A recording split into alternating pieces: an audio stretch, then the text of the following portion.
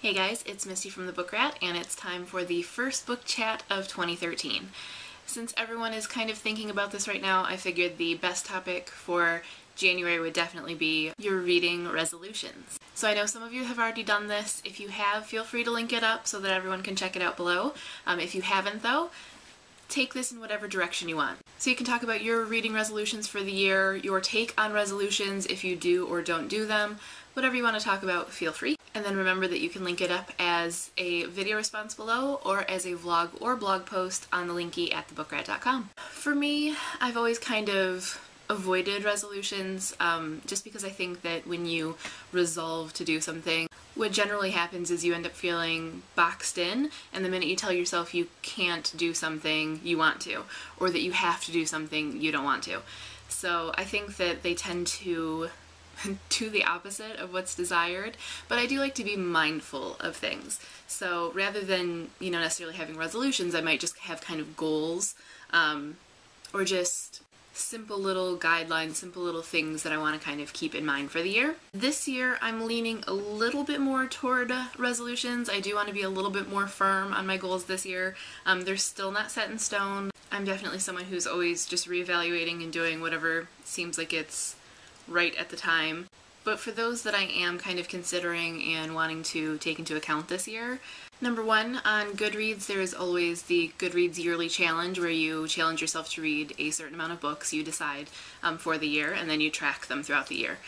This year, once again, I set my goal to 75, which was the same I did last year. I know 75 books in a year for a lot of people is kind of a lot of books. It's actually down quite a bit for me. I used to do over 100, but I just felt like I wasn't remembering and savoring books the way I wanted to. It was feeling really rushed, and they would run into one another, and I don't want that. Even though sometimes I feel the need to sort of kick up the pace and read more and more and more, I want to be able to enjoy what I'm reading and have it be, a significant part of that year's reading. So I'm gonna try to stay at 75. You never know. I've started off pretty strong this year, and I've already read, I want to say six or seven books. Kind of a goal, just to relax, enjoy it. Number two, and this is a big one, I want to try to read more of the books that I own. If you've been watching my bookshelf tours, you'll know that there are a lot of books that I own, and as I go through each book on the shelves, a lot of times I'm saying, haven't read this yet, but I'm excited for it. I do that a lot. I have a lot of books that I own and haven't read, that I've bought because I was really excited for and haven't read. And this has always been a bad habit of mine. I've always done this thing where I would buy books that I knew I wanted, and then I would end up reading library books instead because they had to go back.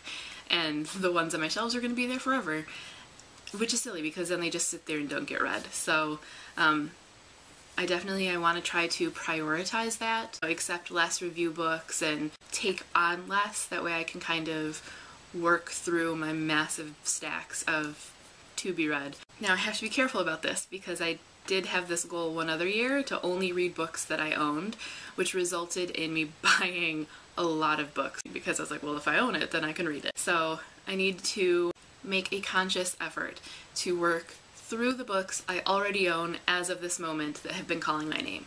This is part of why I started Stack of 5, so that I would kind of at least always be working in one book that I own that wouldn't have been read otherwise. And so you guys are helping me with that, deciding which ones. But yeah, that I definitely want to make a goal. And my third goal, and this is one that I've always had but that I need to be firmer on, is to always take notes for books that I'm going to review as soon as I'm done.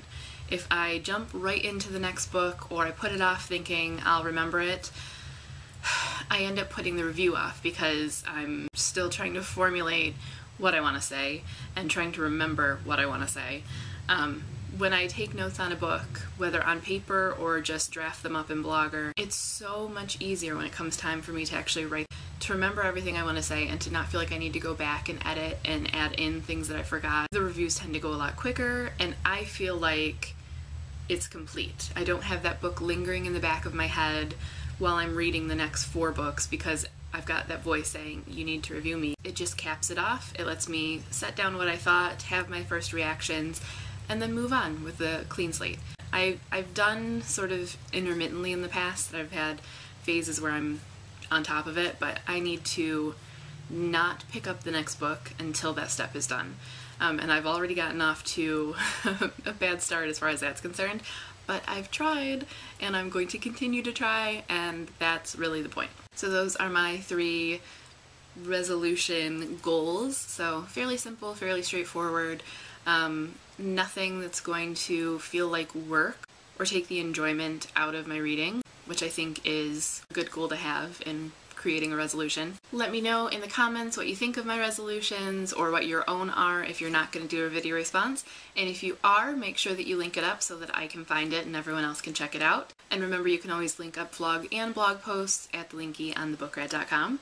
If you have suggestions for any of the book chats that we're going to do this year, definitely let me know in the comments. And until next time, happy reading!